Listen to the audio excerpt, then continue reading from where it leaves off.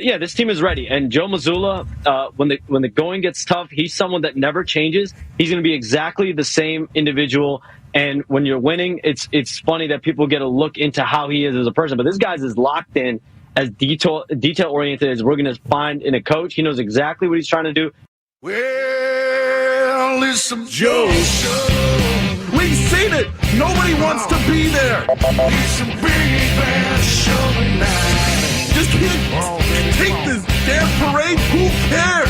Yeah, Joe show. There's a 2-mile wait to get past the damn green line.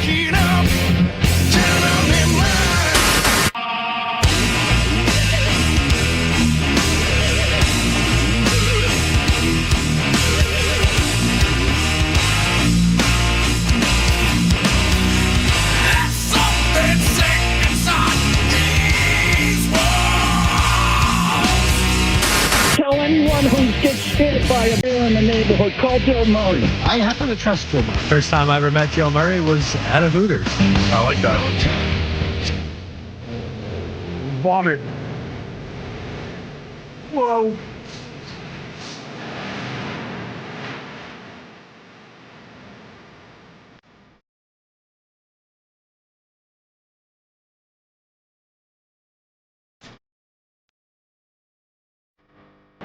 All right, welcome in 98.5 The Sports Hub. Oh, Joe Murray.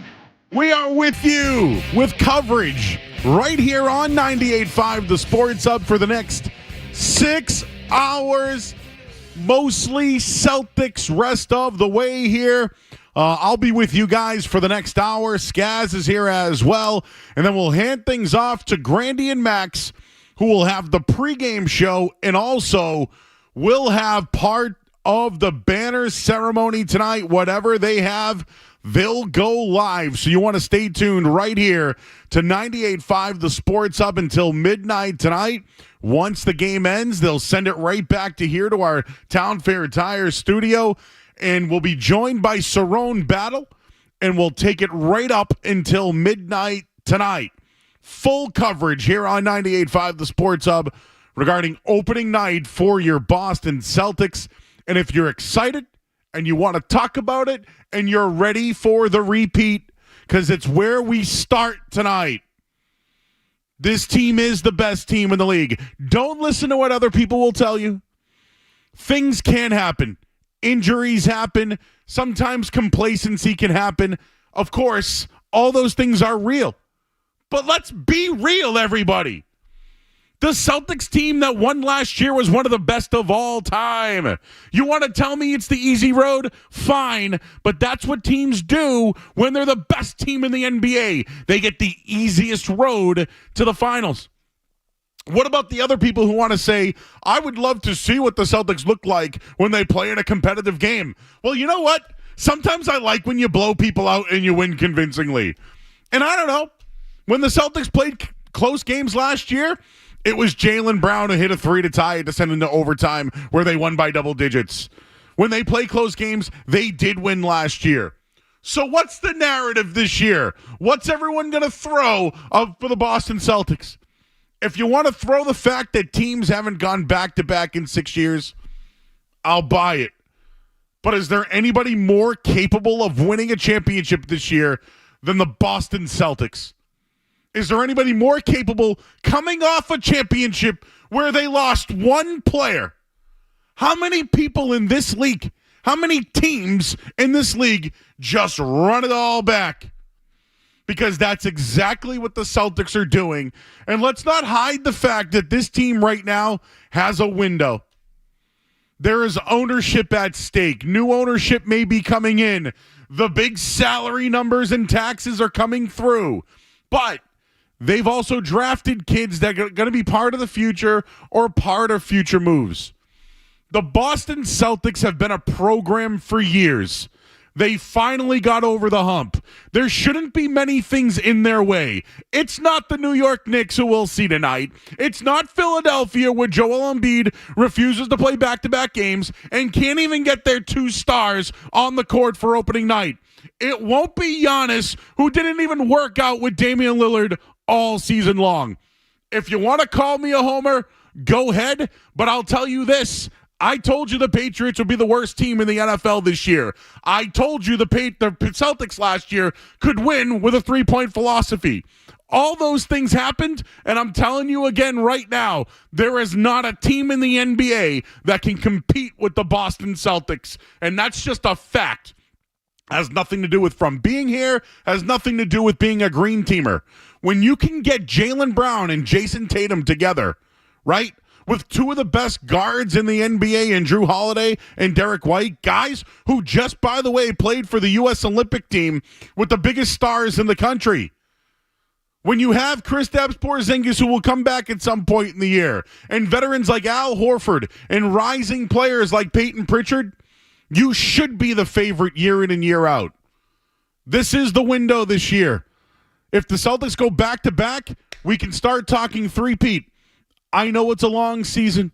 I know a lot of things can happen. But what narrative, what chronicle do you want to create to say that this team shouldn't win it all again? Teams in the league want to be the Celtics. Teams around the league now want to shoot threes like the Celtics. Now everybody wants to be them. They have the two best players in the league that are under contract for years to come. They have a coach that has a mentality that has now bled through the entire team. Call us green teamers. Call us whatever you want. Green goo, whatever. Create all your narratives this year because the Boston Celtics are the best team in the NBA. Give us the New York Knicks on opening night. Do it. Throw Karl Anthony Towns, who's a soft player, and that word soft gets thrown a lot around these days, let me tell you. Bring it. I can't wait. This team is so focused this year. I would love to give you reasons why this team can struggle. The only thing I can give you is an injury. Besides that, it should be next man up. This is the best team in the NBA this year. If you don't want positive basketball talk, I'll tell you to go somewhere else. Because we're going to tell you right now they're going back-to-back. They're the best team in the league this year. You can react to that at 617-779-0985. One other thing to bring up. Last night I told you that Robert Kraft needs to admit the mistake of hiring Jerod Mayo. People want to throw back at me. Kraft won't do it. He won't fire Jerod Mayo after 1 year. I'm telling you, it was a mistake. You know it. I know it. And I think people at Gillette Stadium and One Patriot Place know it. You're 7 weeks in. There's problems in the locker room.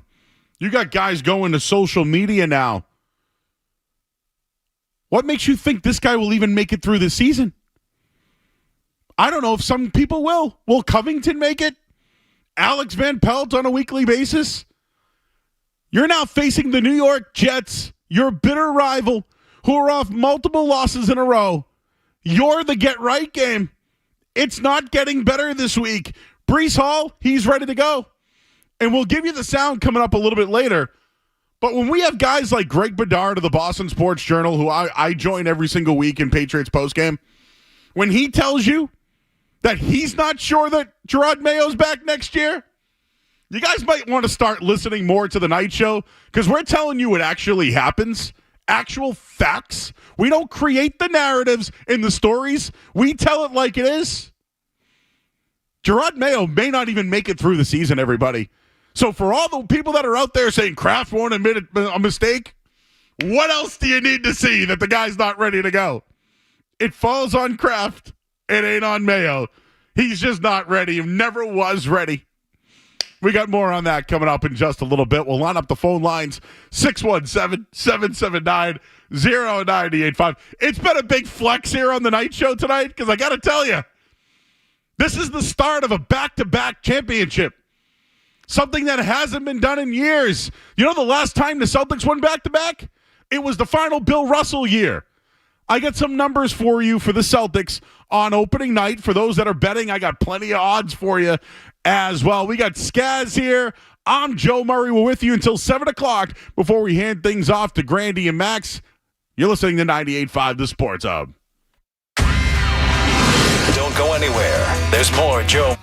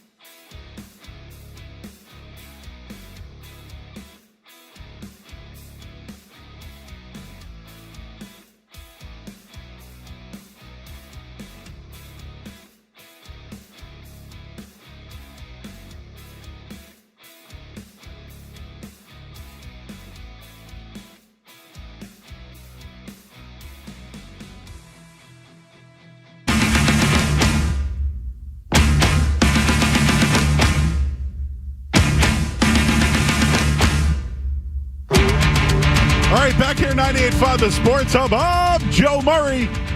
Again, if you're just tuning in, we have coverage right now until midnight tonight for Celtics opening night here on 98.5 The Sports Hub.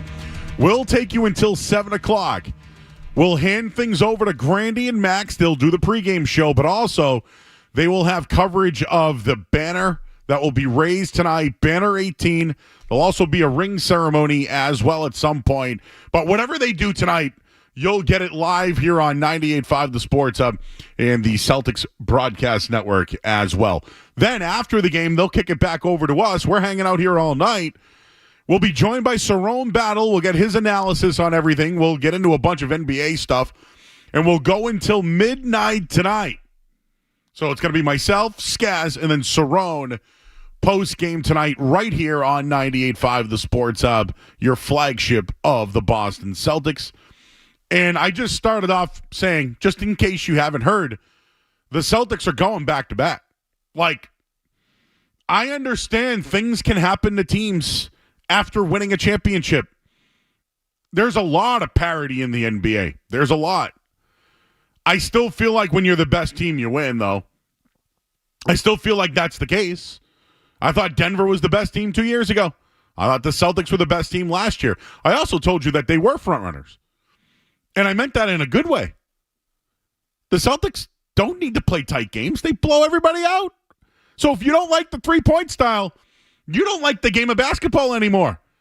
Have you seen what kids are doing in growing up? Like, I played CYO basketball. We threw it into the big guy. Or the best player on the team just crossed somebody up and that was it. Or we ran pick and rolls and pass and cuts. Those days are over. Now it's about shooting the three. Back in the 90s, people loved the long ball in baseball, right? Everyone loved the home run. Those days are over now. It's about launch angles and analytics.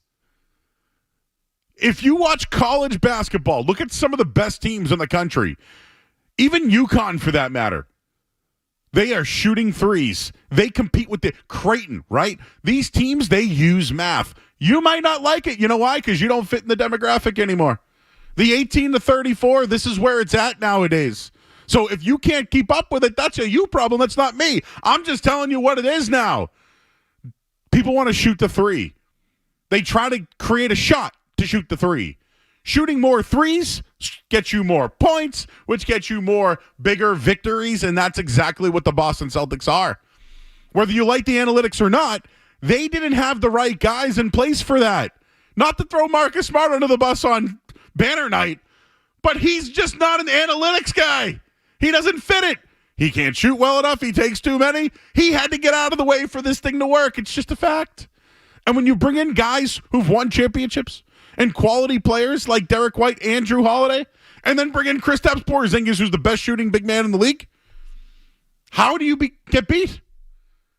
And finally, Jaylen Brown, raised to another level. We're going to get into what he did with Stephen A. coming up in just a little bit. But I wanted to bring Skaz in on this one. I happened to be listening on my way in today. Maybe you heard this too. But there are some people who think that there's nothing to see here. Oh, they're the best team in the league. Nothing could go wrong. Hey, no team has gone back-to-back in 6 years since the Golden State Warriors, and they haven't gone back-to-back. So Skaz, what narrative should we create this year? Because the Brown and Tatum can't win together doesn't work anymore. The Joe Mazzulla doesn't work anymore. I don't care about your path. You can stuff it. When you're the best team, that's what happens. No one said it about the Patriots for 20 years, all right? When they were beating the dregs of the AFC East constantly, nobody talked about the path or taking on Jacksonville in the tomato can round, all right? So don't give me that. What narrative are we making up this year? What is it this year? Is it too many threes? Is that what it is? Give me a narrative this year, please. I do believe that I heard too many threes float around, that the offense of Joe Mazzulla might not be sustainable in close games when teams try to slow the Celtics down, that they are, in fact, shooting too many three-pointers. Skaz, when's the last game that they've played that was competitive? Do you have a problem with them kicking everybody's ass? No. I love this! Do people remember the days that the Patriots are running up the score? Like, we're going to do that now with the Celtics? Give me a narrative and tell me why we shouldn't be confident. And I get it. When you do a talk show every day, it's kind of hard to just, oh, they're great. They're awesome. They're the best. Do people realize that the Celtics were one of the greatest teams of all time last year? And when I'm saying, I'm not just saying, look up the numbers. This isn't just two guys saying they're the best team of all time because we're from Boston. Mathematically, they were the greatest team of all time, top 10 ever. Yes, and Joe, I know some people have an issue with the math and on the three-pointers. I did hear someone earlier today saying that they believe the three-pointer has hurt Jason Tatum's game, that he's gotten worse. Oh, really? Because of the importance of the three-pointer. And we pointed this out last week, but not everyone's always why don't you listening. get everybody up to speed on that one, Skaz? Yeah, for the Jason Tatum is worse because of quote-unquote Missoula ball. I would just say that Jason Tatum had his most efficient year ever last year, his highest efficiency rate. And Jason Tatum's three-point attempt, Joe, it went down last season. So I don't know if I can really buy into the Jason Tatum is worse because of Missoula ball. He also had his highest post-up percentage last season. So three-point attempts down, his three-point attempt rate down, I should say, and his post-up percentage up. I'm sorry, but doesn't that sound like the exact opposite of what someone said earlier today? Yeah. That's just weird how that works. So is it Tatum does less and they do better? What if he actually can hit his shots, Skaz? He struggled in the playoffs, no doubt. Absolutely. Struggled mightily at times. Is it okay if I bring up preseason stats, or is that not allowed here today? I think that's allowed as long as you say when he struggled in the playoffs that he also led the team in points, rebounds, and assists. That's just both sides of the argument. Oh, okay. So he struggled shooting, but led in every other category. Like the other guys got to shoot, right? Like Hauser and some other guys. So Skaz, when I tell you that Jason Tatum this offseason worked on his shot and shot 38.8% on threes, would you think that that's an improvement? Like, should the league be afraid that he's actually hitting his threes now? If Jason Tatum was he first team All-NBA last year, Joe? Yes. Yeah. He was first team All-NBA. How many times has he done that? I believe that's 3 years in a row. 3 in a row, huh? Did it with a broken shot, too. So, yeah, I would expect if Jason Tatum's jumper is even marginally better this season, that's probably a bad thing for the rest of the NBA. So this is what I have for narratives, because I do want to hear this Stephen A. stuff. What are the narratives this year? Can't use Tatum and Brown or the coach. Don't give me your path. Stuff it. Oh, they blow everyone out. They play no tight games. What else? Oh, they're going to shoot too many threes. They don't need to. Okay. Oh, wait till they face Denver. Yeah, look what Denver's doing with the greatest player on the planet, not supporting him, giving him Russell Westbrook, who can't shoot. Oh, you know what I saw this preseason, if I can use preseason numbers again? I saw the Celtics shoot more free throws. I saw them as a better transition defense team. I actually saw them create more turnovers. They also had a guy who you guys might poo-poo. Just Peyton Pritchard was the best player in the preseason, the MVP. I have high expectations. I think he's going to make a big impact with the team this year. I think they're going to find a role for this guy. I'm going to add him as part of this 8, 7, 8, 9, whatever the bench is going to be. I think he's going to be a part of it. Just what do you got for a narrative this year? They brought back the entire regular rotation. They have little to no changes besides O'Shea Brissett. Tatum and Brown should only get better this year. Sam Hauser is one of your best three-point shooters in the league. Yes, Al Horford could be older. Kristaps Porzingis could have his health issues. They have other guys. Tillman off surgery, now shooting the three. The second consecutive championship would mean so much for the Celtics. It would stamp them amongst NBA royalty. Winning two matters. Over the last 40 years, the Lakers, the Pistons, Jordan and the Bulls, Hakeem Olajuwon, Kobe, Shaq. The other Lakers with Gasol and Kobe, LeBron, Wade, Bosh, Curry, Durant. Those are the teams. That's NBA royalty. The Celtics are a year away from it. They run the table this year. They are NBA royalty. Then what narrative do you want to create?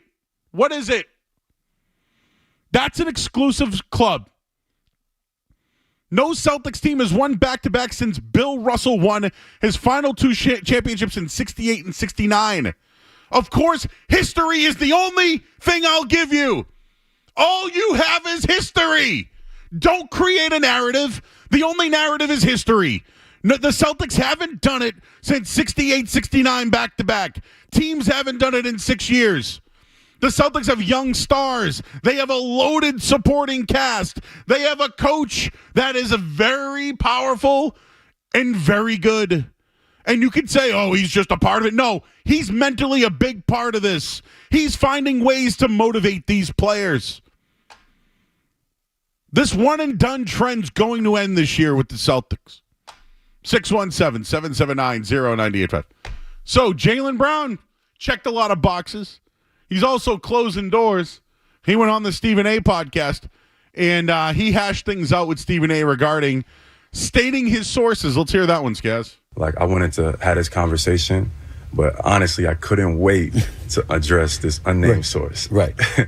I know they probably will be watching this because people like that are always watching. And I wanted to let them know that I had a great summer. Like, just as simple as that. Like, I traveled the world. I won 2 MVPs. I, launched Black Wall Street in Oakland. I had a great summer. I really wanted to address them directly. I think it's cowardice. I think historically, unnamed sources have attacked some of our greats. We are not responsible for what they lack in design. They can call all their buddies, they pals and, friends from all over the world, all the unnamed sources, and they can shove it where they got it from. Whether they think I'm marketable or not, I walk with God. I'm going to be me and stand with my community in this life and the next, and that's my journalistic integrity.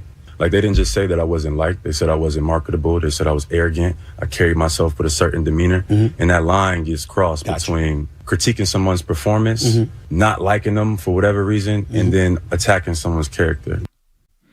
So, stating the sources didn't necessarily go at Stephen A., but you got to really listen to this thing. Jaylen Brown's way smarter than we all think. He grew up in a teacher's background. His mom teaches at BU. His grandmother was very just involved in the community. And Jaylen Brown's doing the same thing his mom and his grandmother did. And, he is different.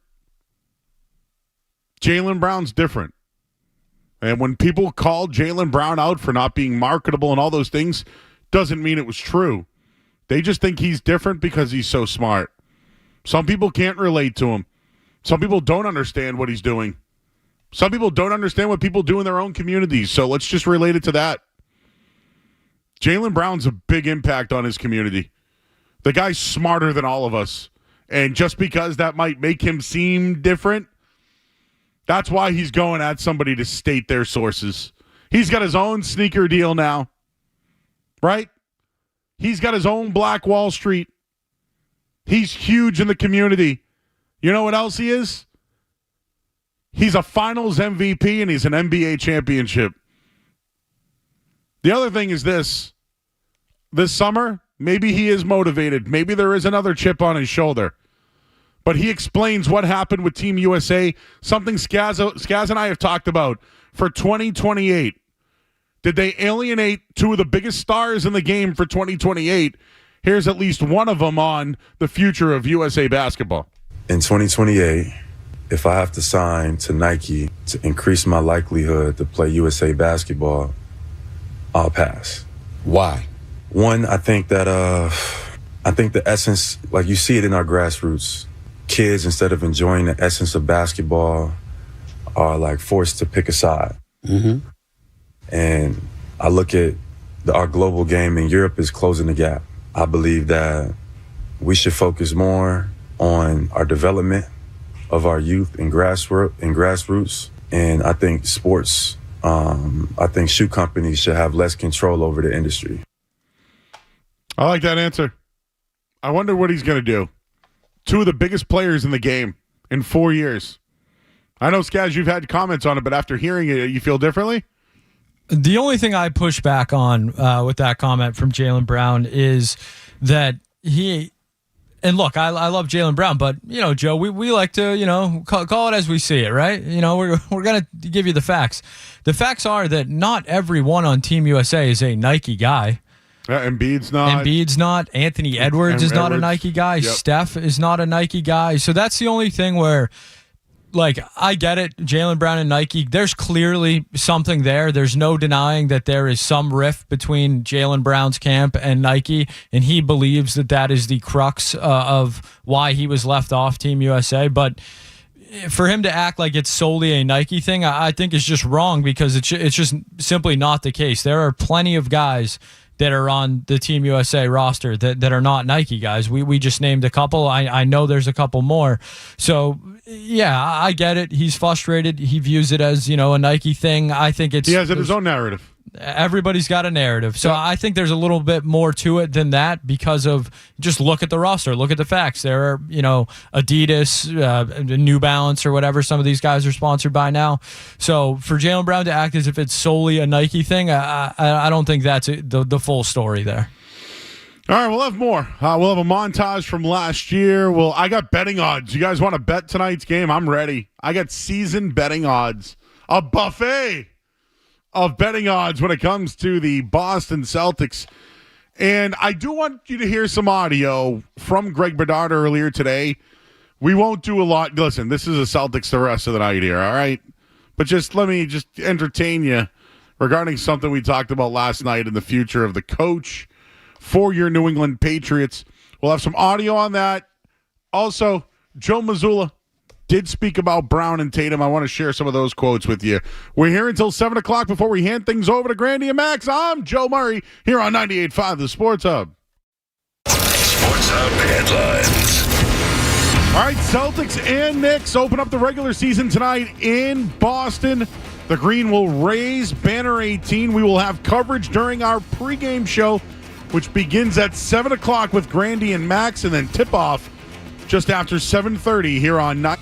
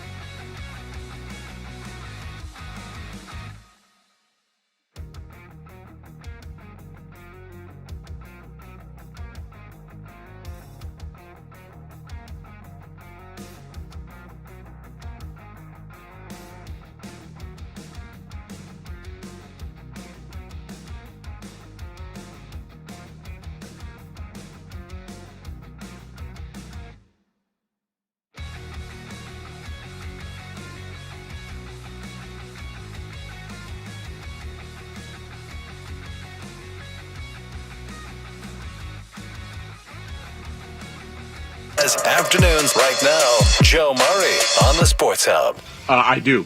I think that, how do I put this? I think that there were some thoughts during the summer that there were questions going on around the building about whether this was the right thing for the program. There was some second thoughts about it. And that I'll tell you, it's my opinion from talking to people that I don't think Jerod Mayo is assured of a second season if this is a complete dumpster fire. Now, I don't think that's likely, considering where we are in Week 7. They are weeks away from even a bye week, trying to reset. Not that that's going to do any good with this coaching staff. Everybody's probably just going to go on vacation and then come back and play out the string.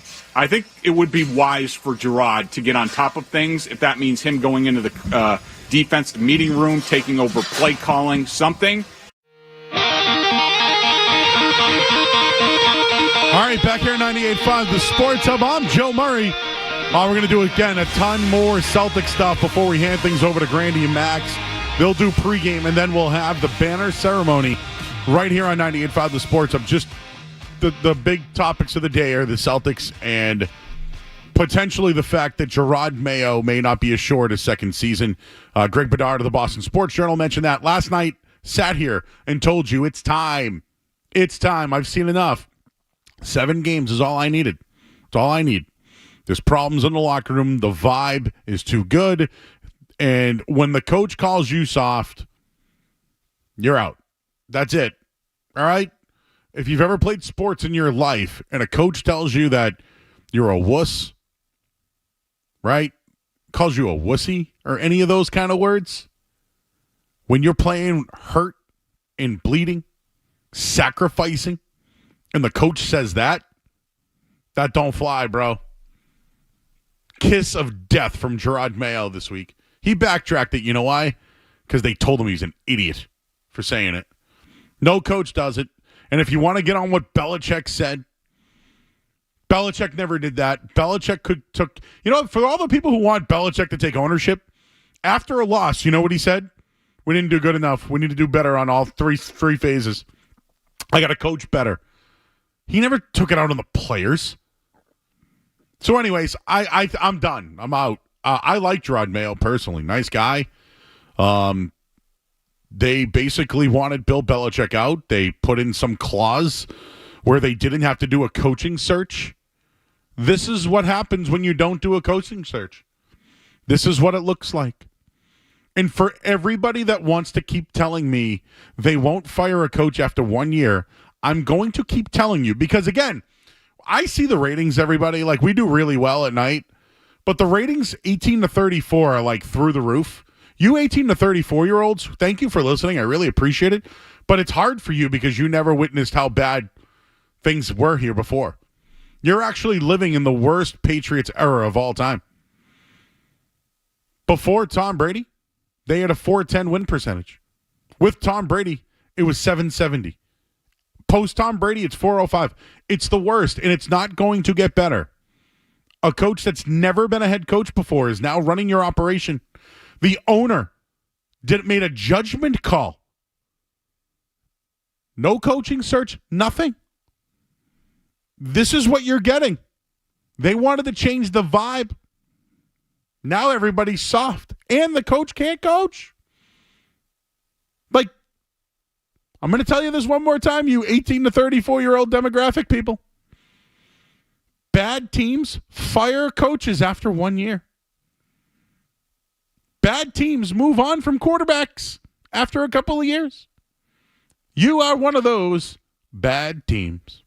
617-779-0985. A couple of Celtics notes real quick. You see who was at the game tonight, guys? You see this list? I don't know if you, because that 18 to 34 demo I was just referencing, maybe they would know some of these names. You got these names for me? I got you, Joe. Your list of celebrities expected to be in attendance tonight for the Celtics season opener. We have Donnie Wahlberg. Donnie! What's Wahlberg up, Donnie Dorchester? What's up, kid? Janine Russell will be there, Bill Russell's wife. So that's always great to see. Shabuzi. Ooh! Ooh, my baby want a Birkin. Your guy Shabuzi. Yeah. Someone named Benson Boone will be there. I'm unfamiliar with who that is. I am unfamiliar as well. Kai Cenat, who is taking over streaming, will be there. Oh, okay. He's a big YouTuber, streamer, everything. Okay, cool. Yeah, Joe, he's huge right now. Yeah. 21 Savage will be there. Oh, I know him. 21. 21 with Drake, right? Metro Boomin will be there. Who's Metro Boomin? Oh, Metro on the track, Joe. He's a producer, one of these guys. Oh yeah. Okay. Metro's always getting in the mix. ASAP Ferg will be there. I know who that is. Jawan Bentley will be in the building. The Patriots run-stuffing defender? Add Devin Godchow to that list as well. The guy who wanted the contract extension this year and got it because he just begged for it? The very same. But when Matthew Judon did it, they sent his ass out of town. And Joe, the big one though, I won't say the first big three, but the most recent big three will be there tonight. Paul Pierce, Kevin Garnett, and Ray Allen, all in attendance tonight. So you're telling me that Kevin Garnett and Paul Pierce are with Ray Allen? I've seen the picture. They are together. I don't think Rondo's going to be there tonight. He's on a staff, I believe, this year. Oh, really? He's on. He might be on JJ Redick's staff. Or... You might want to do a Google search. Oh no. Oh, yeah. People love Rondo, but Rondo, hasn't been helping himself lately. A couple people are tweeting at me already. Urban Meyer only lasted 13 games in Jacksonville. Skaz, didn't you have something on Dan Campbell? Because Urban made it 13 games. Look what happened there. Yeah, obviously the Mayo stuff has not been good. The scuttlebutt now is he might not make it through the first year. And, I'm not someone that's not here to defend Jerod Mayo heavily, but Dan Campbell started his tenure with the Lions 4-19-1, I believe, was how Campbell started. So just about as bad as it can get. And I know it's very different situations, but the Lions were the Lions, and they gave Dan Campbell a much longer leash than these guys normally get, and it seems to have paid off for him. So I'm not advocating for that. The Lions can do that. When you're a bad team, you can do that. I'm not advocating for that to happen with Jerod Mayo. I'm just saying that it is possible that these guys do get better. Okay. Do I believe tonight? that? October 22nd? Not 100% sure, but... Listen, Patriots fans, you know how, when the Red Sox suck and they're done, we say it's officially football season? We may have that now when it comes to Celtics season. It's officially Celtics season, everybody. All right, I got your betting odds. A buffet of betting odds for the Celtics and... maybe a little bit of a montage, and I'll tell you what the Celtics are wearing tonight. It looks good. We'll do all that coming up next. I'm Joe Murray here on the Sports Hub. More Joe Murray coming up on the Sports Hub.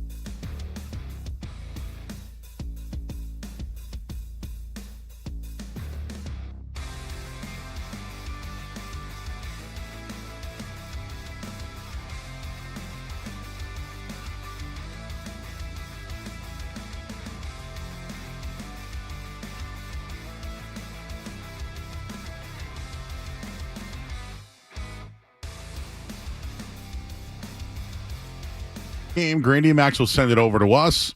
We'll do a wrap-up, and then we'll be joined by Cerrone Battle, and we'll have coverage until midnight tonight. So, just wanted to throw a couple of betting things out there, a buffet of Celtics season-long bets. Right off the bat, I'll give you a couple real quick. Celtics are the favorites to win the NBA championship at plus 310. $100 gets you 310. If you bet 1,000, you win $3,100. Okay? The only teams that are in their path, New York Knicks, Thunder, and Nuggets. The Celtics win totals 58.5.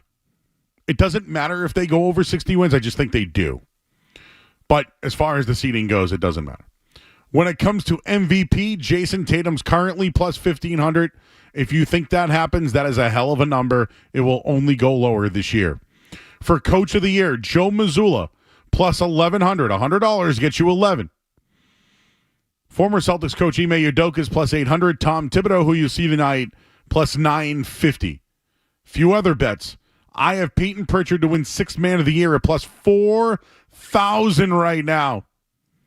I also have Jaylen Brown plus 20,000 to win Defensive Player of the Year.